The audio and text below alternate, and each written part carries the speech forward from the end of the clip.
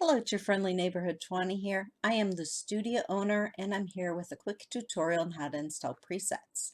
We have some free presets at the studio and they come in two separate zip files. One is for mobile, one is for desktop. We're going to go ahead and do the desktop ones today because I am on Adobe Lightroom Desktop.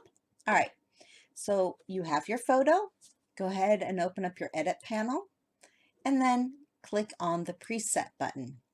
You'll see I already have some presets installed, and these are not correct for my photo. Chocolate does this photo no good.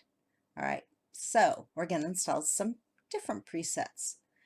If you go to the three dots at the top of your preset panel, simply click and then click on Import Presets.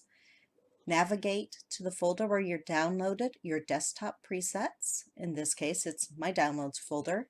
Click and click on Import. And honestly, that's it. It magically installs them in a folder on your desktop so that you are ready to use it. Simply click and apply the preset. One more thing, you can just click on a preset and a slider appears. You can reduce the amount or increase the amount of the preset. All right, there you go. That's it. Have some fun with Lightroom today.